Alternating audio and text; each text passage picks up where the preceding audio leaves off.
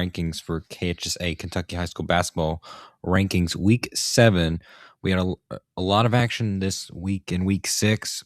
A lot of one of the biggest upsets probably this year happened, if not within the last year or two, honestly. And you have some teams going on some hot streaks right now. So let's get into it. Starting off here at the bottom, got to give KSD, only played 2 games and gotten blown out in those, unfortunately. Nothing else much talk there. We got at 18 Trinity Christian. Really not much talk about this team too. 0-14. You haven't even won a game. Here at 17, we got Casey County. The thing about Casey County is though they've got lost to Bergen head to head. I really don't see them doing anything much. Really, are they in the 47, 48th districts? I should probably know this. So yeah, or my bad. They're in the 47th district. They aren't really going to be able to do much. It's just a competitive district there. So I don't really see that. Now we got Bergen. That was an interesting situation because Bergen, you just got to, now I know for Case got to win 1 game, but the 47 is a lot more competitive district with Rockcastle and Pulaski and Somerset. But Bergen, you just got to win 1 game now. It depends on where you're at in the bracket. Because I know Bergen will probably get the 4 seed. For Bergen, you got to beat Mercer County the second time because I don't see them beating East Jasmine. So Bergen's probably a locked out of this tournament, locked out 12 Region 2. So these bottom 4 teams are probably not going to make it.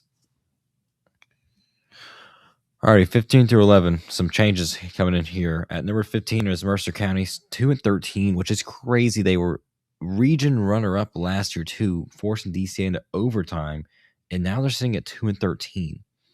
Number 14, we got Garrett County. Garrett County's just not been that. They've been a little bit competitive.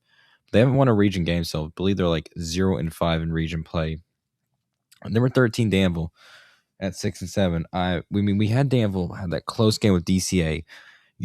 Finally, they're still 2 players down. They look good. They look good from threes. I was very impressed with that squad and playing DCA. But then you also got your win over Trinity Christian, which is not that big a win. But then they played Somerset Christian, and who they beat earlier in the year, and then they lost. They were up in the half, and then they kind of just let their leads fall. This Danville team, I feel like, they've shot well too, percentage-wise. I think 50% from the goal, looking at the stats. Really, just Somerset Christian just played a really great game, and I don't think there's not much to do about this. This Danville squad has potential, and we'll really see it this week, though, with a game against Boyle. I think that's a really good bounce back win for them. But for now, we just have to place them at 13. They're just not consistent enough, but they have the potential. So don't count Danville out. And number 12 is East Jessamine. East Jessamine moving up 2 spots. I know this East Jessamine team, not really a basketball school, but they're kind of actually had some not good wins, but they got a win against Madison Southern. They'll be playing Mercer County this week. They'll also beat Garrett County. But a good game against Mercer County, a good district game. They kind of seal them ahead. East Jasmine just got to win 1 game if they're not in the 5 or 4 seed, and you're in the 12th region tournament. Think about that. That's how weak the 46th district is that a number 12 team could just get in. So for East Jasmine, I really think their path to 12 region tournament's easy. Now, will they win it? Probably not, but honestly, they could secure a top 10 at some point. They just got to keep winning. And their schedule's not as hard, but they'll have some games along the road. Number 11, Somerset Christian. I know a lot of people not really viewing them as a legit team, but when you look at it, it's not like they have horrible losses. Let's take a look at it real quick. And this team can score too. Somerset Christian has a great offense, I feel like. Your losses are Danville, Southwestern, Davie County, the top 25 school, Elizabethtown, not horrible, and Somerset. These are not bad losses. You were runner-up to All-A. Not really been that disappointed in Somerset Christian, honestly. They've been doing pretty good. I wouldn't count them all out, but it's just be very hard to win against, who is it, Southwestern or Wayne County. Alrighty, now 10 through 6, here we go.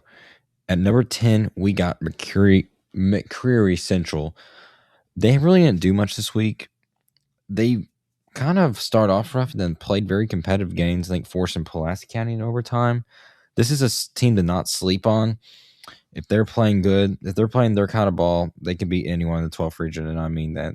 Not many teams you can say that about. But Mercury is a sleeper team. Watch out for them. Number 9 is Lincoln.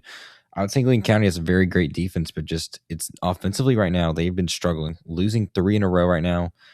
They lost to Boyle County, Rock Castle, and LaRue. It's just something they gotta work something offensively right now. They like to hold down teams, play physical ball and defensively, but just not been working out right now.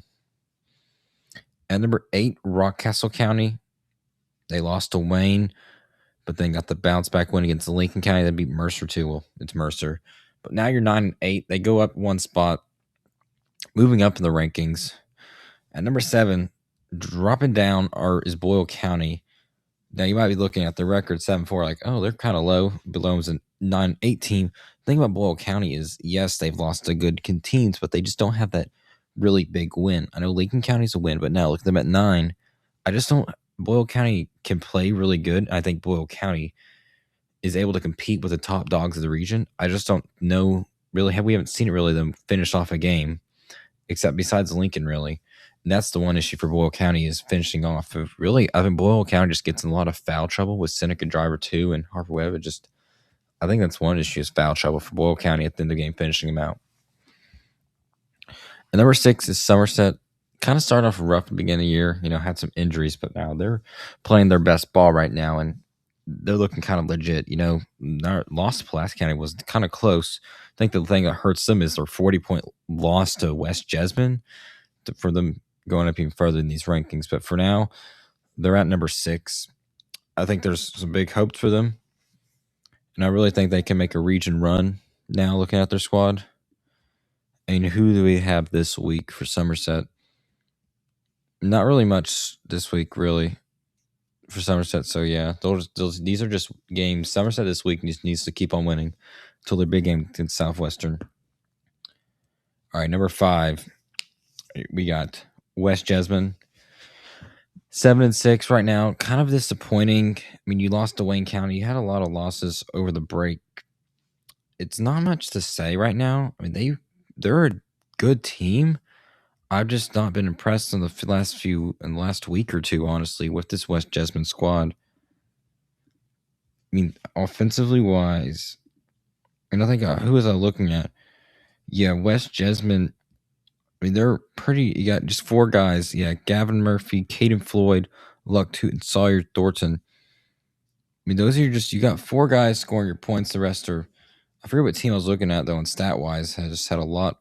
One guy was carrying them on points. I forget who that is, but yeah, West Jesmond has an offense that can play really good. I don't know. Wayne County just held them down there.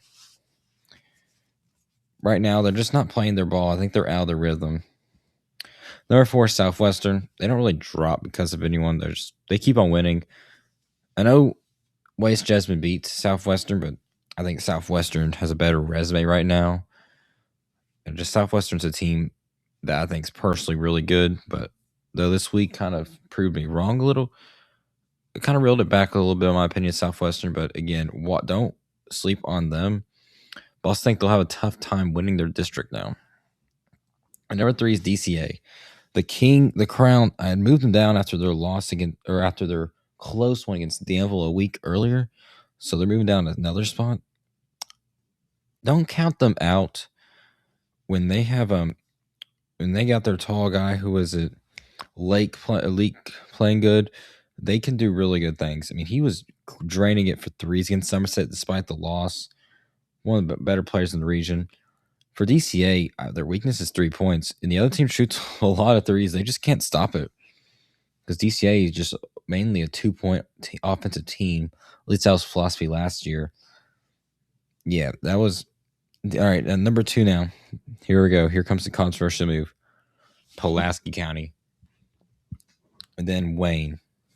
Wayne County moving up 6 spots before we talk about Wayne. So Pulaski County, you lost to North Laurel, South Laurel, 2 very North Laurel, a top 25 team, number 15 for me. Very respectable loss, but but Wayne County has just been looking better. I mean, they've won now, what is it? I believe They've won 4 in a row now, and those have been good wins. I mean, you beat Boyle County, Southwestern, Rockcastle West. 3 of those games were on the road too. They've just been playing their better ball, and I really don't see a better team in the region than Wayne County right now. So, if you enjoy this kind of content, make sure you like, subscribe, and share the video. Please comment down below what your thoughts on these rankings, and I'll see you later.